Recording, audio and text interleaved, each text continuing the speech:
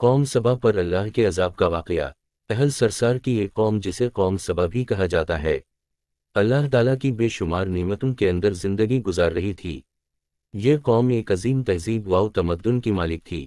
حضرت داؤد علیہ السلام اور حضرت سلیمان علیہ السلام کی بازمت حکومتوں کے بعد ان کی حکومت زبان زد خاص و عام تھی۔ کہا جاتا ہے کہ یہ لوگ گندم کے مغز سے آٹا پس کر روٹیاں پکاتے تھے، لیکن اس یہ برعکس وہ اس قدر اسراف کرنے والے اور ناشکرے تھے کہ انہی روٹیوں کے ساتھ بچوں کا پاخانہ صاف کرتے تھے۔ بعد ازاں ان آلودہ روٹیوں کو اکٹھا کرنے سے ایک پہاڑ بن گیا تھا۔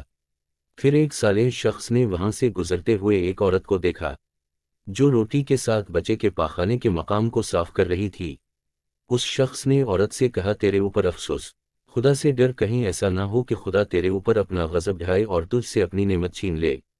اس عورت نے جواب میں مذاق اڑایا اور مغرورانہ انداز میں کہا، جاؤ جاؤ، گویا کہ مجھے بھوک سے ڈرا رہے ہو۔ جب تک سرسار جاری ہے مجھے بھوک سے کسی قسم کا کوئی خوف نہیں ہے۔ کوئی زیادہ عرصہ نہیں گزرا نہ تھا کہ اللہ تعالیٰ نے ان لوگوں پر اپنا غضب ڈھایا۔ پانی جو کہ زندگی کی بنیاد ہے ان لوگوں سے چھین لیا، یہاں تک کہ قحط نازل ہوا۔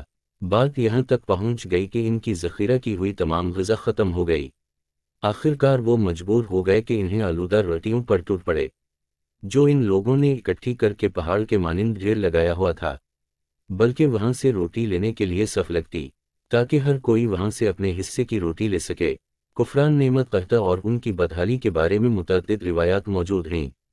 سورہ نحل کی آیت نمبر 112 اور 113 میں ارشاد ہوتا ہے، اور اللہ نے اس بستی کی بھی مثال بیان کی ہے جو محفوظ اور مطمئن تھی، اس کا رزق ہر طرف سے باقاعدہ آ رہا تھا، لیکن اس بستی کے رہنے والوں نے اللہ کی نعمتوں کا انکار کیا تو خدا نے انہیں بھوک اور پیاس کا مزہ چکھایا، صرف ان کے ان اعمال کی بنا پر کہ جو وہ انجام دے رہے تھے۔ اور یقیناً ان کے پاس رسول آیا تو ان لوگوں نے ان کو جھٹلایا، تو پھر ان تک عذاب آ پہنچا کہ یہ سب ظلم کرنے والے تھے۔ اسی قوم سبا کے بارے میں ایک اور واقعہ بیان ہوتا ہے کہ ان لوگوں نے اپنی زراعت کو بہتر طور پر کاشت کرنے کے لیے پانی ذخیرہ کرنے کی خاطر بلق کے دو پہاڑوں کے درمیان ایک بہت بڑا بند مرب تعمیر کیا ہوا تھا۔ سوراخ اور دوسرے پہاڑوں سے گزرا ہوا پانی اس بند میں آ کر وافر مقدار میں جمع ہو جاتا تھا۔ قوم سبا نے اس پانی سے صحیح طور پر استفادہ کرتے ہوئے وسیع عریض اور بہت سے خوبصورت باغات لگائے اور کھیتی باڑی کو رونق بخشی۔ ان باغات کے درختوں کی شاخیں اس قدر پھلوں سے لدی ہوئی ہوتی تھیں کہ کہتے ہیں کہ اگر کوئی شخص سر پر ٹوکری رکھ کر ان کے نیچے سے گزرتا تو پھل خود بخود ٹوکری میں گرنا شروع ہو جاتے اور قلیل مدت میں ٹوکری تازہ پھلوں سے بھر جاتی۔ لیکن نعمتوں کی کثرت نے انہیں شکر کرنے کے بجائے سرمست اور غافل کر دیا تھا، یہاں تک کہ ان کے درمیان بہت بڑا طبقاتی نظام وجود میں آ چکا تھا۔ ان میں سے صاحب اقتدار لوگوں نے کمزوروں اور ضعیفوں کا خون چوسنا شروع کر رکھا تھا، یہاں تک کہ ان لوگوں نے خدا سے ایک احمقانہ التماس کیا جس کا ذکر سورہ سبا کی آیت نمبر 19 میں ملتا ہے۔ انہوں نے کہا، خدایا ہمارے سفروں کے درمیان فاصلہ زیادہ کر دے۔ انہوں نے اللہ تعالیٰ سے یہ التماس اس لیے کیا تاکہ غریبوں، بے نوا لوگوں، عمرہ اور ثروت مند ان کے ہمراہ سفر نہ کریں۔